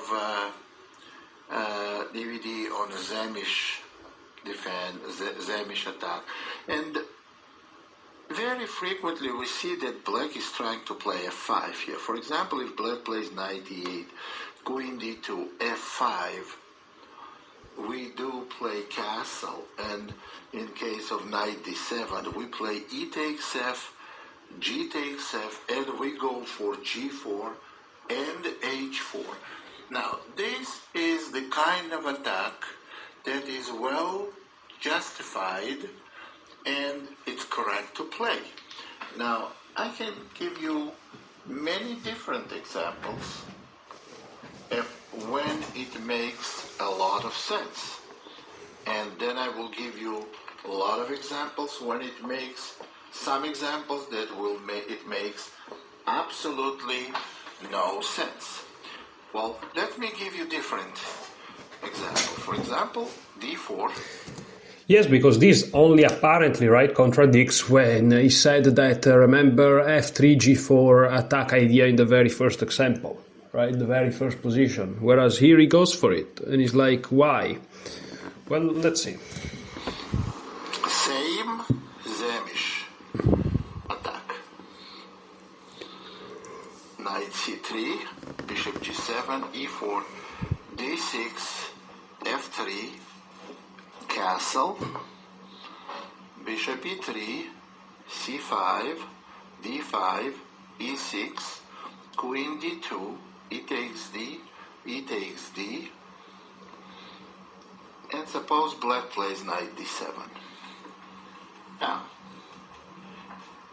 if we say here that white has a choice to play bishop d3, knight d2, and castling short, or playing castling long, and then going h4, g4, and for attack on king side. Castling long and playing for attack on a king side is absolutely wrong thing to do for white here, and it should lead, if black plays correctly, to a total disaster. Because we know, as a general rule, when opponents castled on different sides of board, on queen side and king side, both sides should try the fastest attack possible. Here, black's attack should be a lot faster than white. And why? Black has absolutely powerful bishop on g7 and quick way to open the b file even if it costs a pawn. And in this position, black would play a6, and if white goes h4, trying to go g4, then b5, and black is opening position and b file, very next move. Now, after g4, trying to go h5, b takes c, and if h5, rook b8, white is in danger. There is attack on a vertical b with a dark square diagonal, and white is in danger. Well, actually, I could point to you that some move like bishop h6 Black could have played, instead of rook b8, rook e8. Actually, they could have played rook e8 in early stage to meet bishop h6 with bishop h8. And that will preserve their absolutely dominating bishop on h8. That is very dangerous in the attack on a queen side. However, I have done it too, and I've seen a lot of players done that, good players, rook b8, and on bishop h6, because now you can go bishop h6. This bishop on h8 is so important for black's future attack on a queen side and for their king side defense, that rook can be sacrificed for that bishop, and black can retake back with the queen even, and then knight e5, and attack on a b file coordinated with the bishop on h8 may be very, very dangerous. As for white, I don't think white after hg, fg has any attack at all, and black is in a very good shape here. Now I was playing very frequently one. Sorry guys if I'm not giving many inputs, but I mean, it's kind of going into the meat, whereas we are really interested in the skeleton more than anything else, if that makes sense. So that's the first reason. Second reason is I am falling asleep like severely because I've had the bread with the chocolate and it is just making me fall asleep. I also slept very little this night, so I'm gonna have to recover this night here that comes. I'm gonna sleep like 9 hours or something. But yeah, let's just keep enjoying. He said very interesting stuff, but let's just keep going. One particular variation of Queen's Gambit, and before I played, I saw. We are at 50 minutes. And it's 1 hour and 13 minutes, so 23 minutes to go. Let's go. A lot of games played by very strong players, and I couldn't understand why some of them would castle in this position, why some of them would castle on king side, and some of them would castle on queen side. Here is the position, very well known.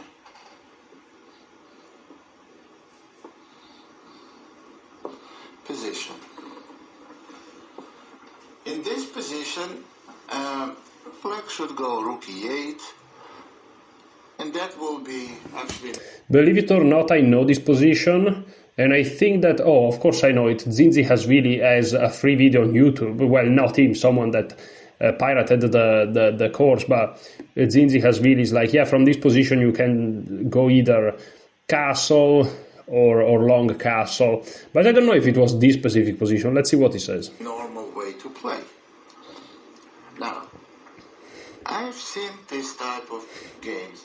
Sometimes white castles long, sometimes white castles short, and they both were played by very strong players. And then I realized what is the secret here. In this position, if black plays rook e8, we would want to castle short. The reason for it, why don't we castle long? Why don't we castle long? Because eventually when black simplifies the position, just like this, or black simply goes for king side, for queen side attack, white has to go for king side attack. And it's unclear position, it doesn't favor white as much. Now the point I'm trying to make, in this position frequently black plays h6, but maybe even 4 or 5 moves earlier. And now rook e8. So if we had this position here, it's very, very good for white to castle long. Because after a5, white goes rook g1 and g4 followed by g5. You see both? Yeah, so basically I figured that the move was h6. h6 basically is a hook. If you play rook e8 as black, you don't give white the hook on h6, right? Whereas if you do play h6 and then rook e8, white can long castle because the race of the pawns allow white to have this move g4, g5 that comes with tempo, because there is the h6 pawn, meaning black cannot just move the knight because the pawn would just fall, and then g7 is attacked, there is a pin, it's complicated, right? So at least that's my interpretation. And if you can visualize something like, let's say you play g5, the knight moves to, I don't even know where, quite frankly. Should have to go into the middle, but then they just lose a pawn, I guess. It's complicated, obviously, but... Pawn on h6 is very vulnerable. That will help white quickly to open the king side. So when you castle on the opposite sides and you decided to go to the opposite side's attack, it does not depend on your today's mood. It does not depend on what you ate today. It should depend on the type of position. If position tells you, and it's objectively justified, that your attack is gonna be quicker and more successful, you have to do it. Otherwise, it's not right. Some people play... That's essential. And this is something that also Silman said. It shouldn't be based on emotion, it should be said of what the imbalances in the position tells you. That's crazy. It is the Russian school of chess. Anyway, and they may succeed, but credit takes your opponent, so they didn't play correctly. So there should be some criteria and justified evaluation for your aggression. Aggression here has to be done well calculated. And well calculated, you must know that you have a better chance to succeed. Even then, sometimes you fail, but that's the subject to improve. So here, move h6 makes huge difference, because after g4 and g5, position will be opened very, very quick. Well, let me give you another example. Another very good example in the French defense. So you see these ideas once you learn the patterns, and once you learn once you learn very well the way you attack and why your attack should be well timed. So you have to know what. Here is the French defense. D takes c, knight takes c4, knight d7, knight f3, knight f6, bishop g5, h6, bishop takes f6, knight takes f6, we go bishop d3. Well, let me give you a little example here. They say it's very good for black here to castle, for white here to castle long, because h6 is played, and when you go... Exactly. Here I also wanted to long castle. Exactly. So, because there is h6, I'm happy to notice that, okay. But that's crazy, right? Already the presence of h6 allow you to long castle, that's crazy. These are already some concepts. So here this concept here will be the pawn structure with g7, f7, g7, h6, I guess, with the hook, the concept of attacking the king. So because he's introducing some positional concept, right? So this perhaps is attack on the king, of the castle king. or opposite side castles, when to do it, when not to do it. So okay, let's keep going. And I keep clicking on the wrong tab because I'm checking the financial markets on one tab. Sorry, let's go. H4 and G4. Maybe even G4 sometimes right away, because taking G pawn will be very dangerous. Then move G5, next move will open black's position quickly. So this is your chance of getting strong attack is very, very realistic. And actually there is a well-known theoretical continuation in this case. This is very well known theoretically. After e4, e6, d4, d5, knight c3, d takes e. Knight takes e4, and knight d7 and knight f3. And now knight f6, bishop g5. Very frequently c5 is played here. c5, and if black goes bishop d3, maybe cd. I'm going to show you some very interesting example. h6, bishop h4, and bishop e7. Bishop takes f6, knight takes f6. But I'm showing you the type of position I was looking at. This is the type of position. Sometimes you use d4 pawn as a shield. So, because in the future, when you take the knight on f6 and go for your attack with h4 and g4, you know, it's good, it's better for you if black has this pawn on d4 than if they didn't. Because pawn on d4 kind of blocks the square bishop and protects your king. So now g4 and g5, along with queen e4 or rook d to g1, will be very, very dangerous for black. Here black, I think, simply lost. So these attacks are very important. So it's good when you say you want to attack, you don't just push the pawns and go for king side or queen side attack. You have to have good justification for it. And here I want to repeat this quote from Zinzi-Hasvili: no good moves without proper evaluation. So if you conclude that there is no prerequisites for a successful attack, you just don't go for the attack. And again, an idea could be a hook, like the h6 pawn. So let's keep going. And justifications I just showed you are just some of them.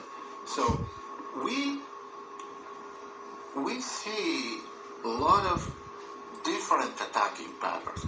There are some attacks. Okay, so that was perhaps an attacking pattern. Most of the attacks you prepare, well planned, and do, but there are some attacks, sometimes you attack your opponent's king without any preparation. But that's a part of concrete thinking, and it happens very rarely.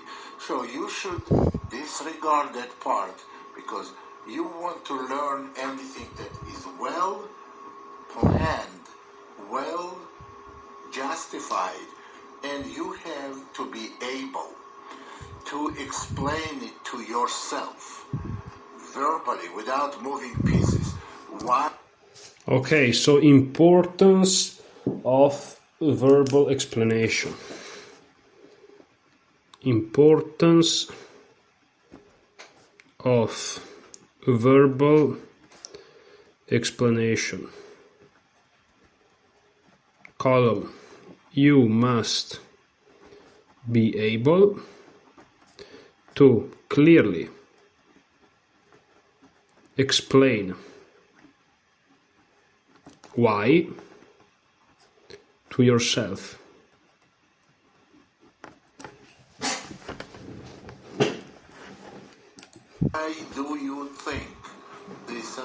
will be successful, and only then you can go on with it. Well, here is one of the variation, different type of a French. This is something also one of the variations I recommend to play for white. E5, C5, bishop D2, knight E7, knight B5, bishop takes D2, queen takes D2, castle, castle, knight C6, F4, A6, knight D6, CD, knight F3. Now, this position, our knight on D6 doesn't stand very well. We are much rather have this knight on D4. Knight on D6 does not stand very well because black has easy ways to exchange it. So what did we do that could have been wrong here? Let's go back. By the way, the fact that he says that the knight on d6 doesn't stand very well is crazy. Crazy, but okay. Let's go back and let me show you how we supposed to play and how we can justify our future plan, which is attack on your opponent's king in this case. E4, E6, D4, D5, knight C3, bishop D4, E5, C5, bishop D2, and after knight D7, knight B5, take, take. When black castles, what white has to do in this position, not to castle kingside, but first to make universal move. That move you're gonna need whether you castle kingside or queenside, you have to play F4. The reason why you need F4, you may ask me, well, what happened to the development of pieces in early stage? That's something I was talking to in the beginning of the table. Well, the reason why we need F4, because we need to develop knight F3 next move. And F4 is necessary move because when black takes the D4 pawn, our E4, E5 pawn has to be well protected, and we have to make sure we withstand any pressure on the E-pawn, and we can support it. It's important to maintain the pawn on E5. So what we do before we develop the knight, we go F4. Now your opponent goes knight C6, we go knight F3. Now our E5 pawn cannot be shaken. So, and if your opponent takes on D4, we can take on D4 right now or move later after castling. However, I just told you that knight is better off on D4 than on D6. But sometimes it's not up to you. Your opponent may go A6 here and take CD. You see, now your knight is stuck on D6. You go bishop D3. Your opponent goes F6, and you castle here kingside. You have to castle kingside because this is based on concrete variations. You have to put rook on F file quickly because black takes, we take back, and it has a lot to do with the weakness of E5 pawn and E5 pawn that protects the D6 knight. Black has now a couple of various different continuations. Black can play against the E5 weakness. They can do it by playing knight takes E5. And when we just take the knight on D6, or black can play rook takes F3. Wow. And then take on E5. In both cases, white must play for very strong attack on the king side. That's what white has to do, because black is clearly lacking development. In the case of knight takes c5, we play knight takes e5, and if black plays rook takes f1, followed by rook takes f1 and queen takes d6, black has two extra pawns, but they have no development. King, you see, we have four pieces: queen, bishop, knight, and rook. They are all well coordinated in king side attack. Black is losing here by force. After queen f4, black is lost. White is threatening queen f7 check. Knight f5 must be played. And now we go g4, knight h6, queen g5. This is it's very difficult to calculate all the way through, but you have belief.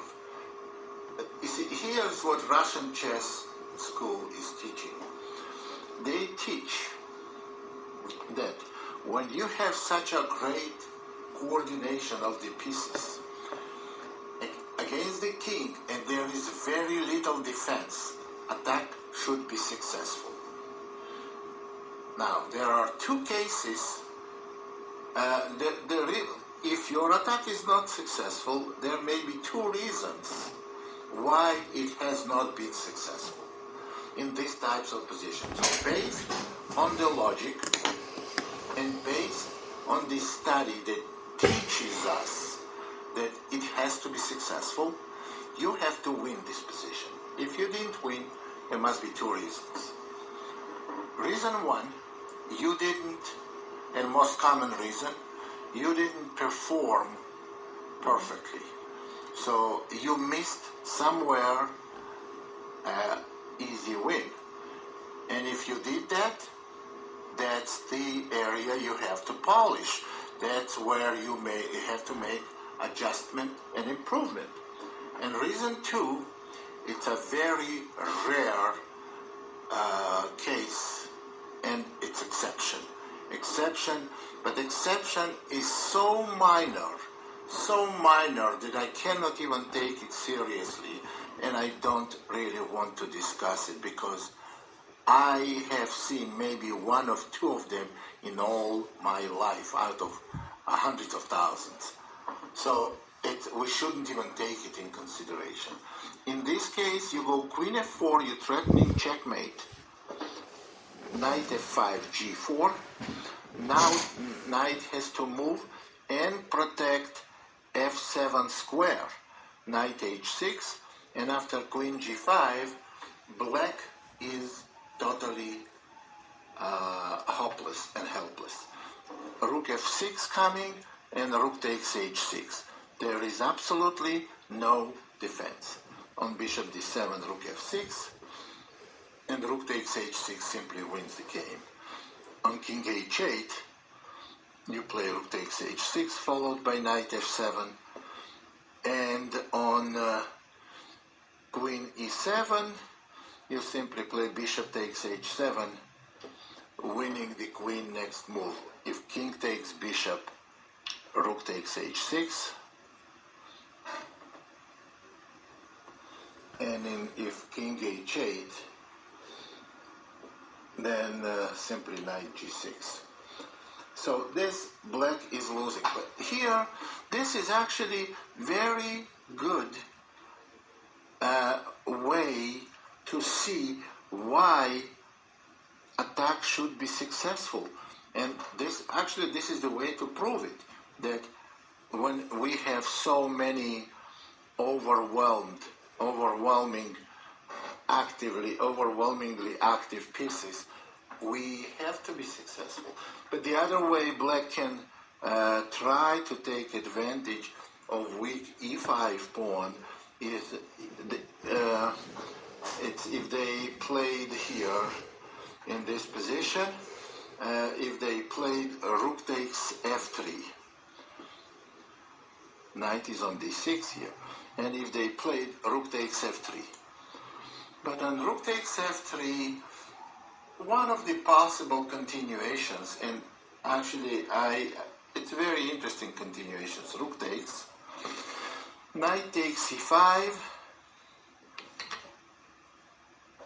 very interesting move is queen f4, and after knight takes f3, g takes f.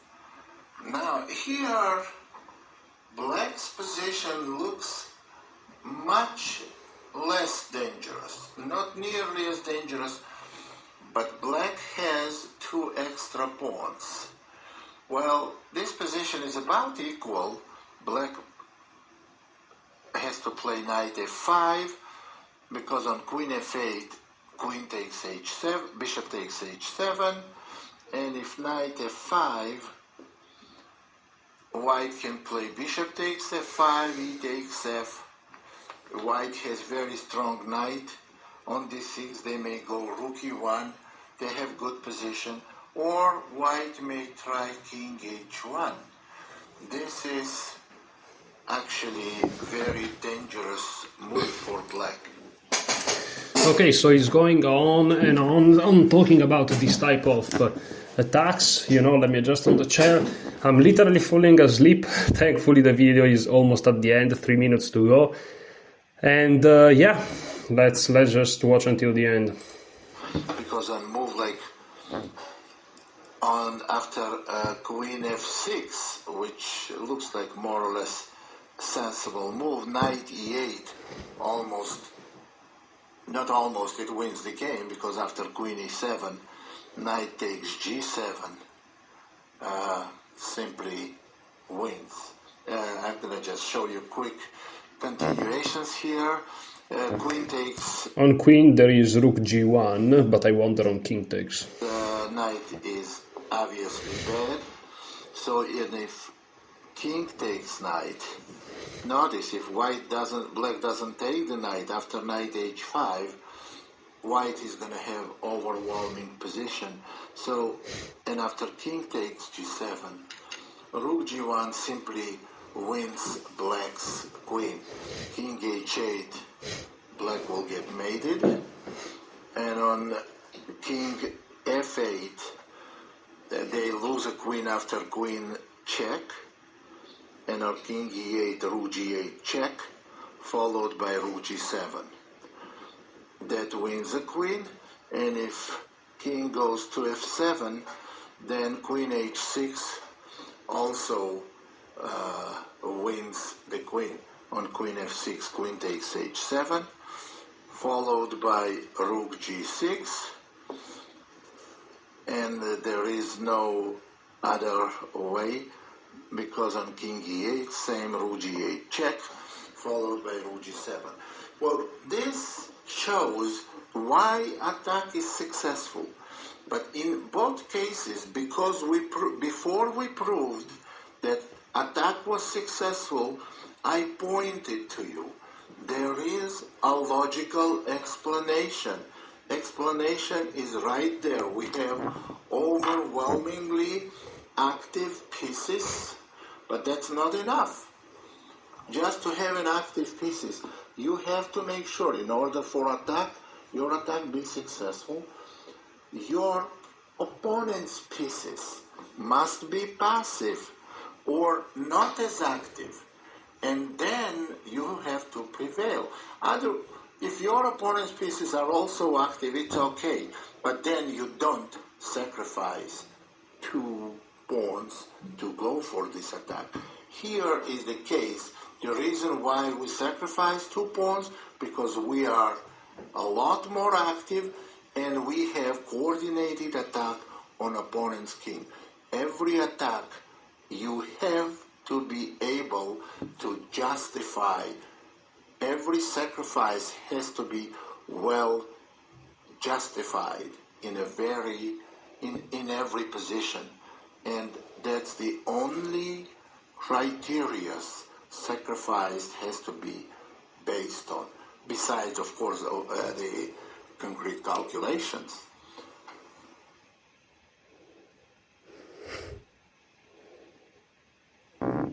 Okay, so the video is over. He said some very, very interesting thing. He talked about, in general, the Russian school of chess. He said this very important thing: no good moves without proper evaluation. He said that in the beginning you learn mating patterns, tactics, combinations, and then you learn some positional concepts. He talked about the isolated pawn. He talked about the double pawns, the double isolated pawns, the hanging pawns. He talked about some concepts of attacks in opposite side castling. He talked about the fact that your pieces has to be active and as such and as such. In the next video that I'll make, so we watch this, number 1, we are going to watch Russian School of Chess 2, where Dzindzihashvili is going to continue this lesson here. And then eventually we will even watch Russian School of Chess 3. Okay, so for this video is all. Hopefully you learn as much as I did, because I learned quite a lot. Thank you so much for watching. Enjoy your chess.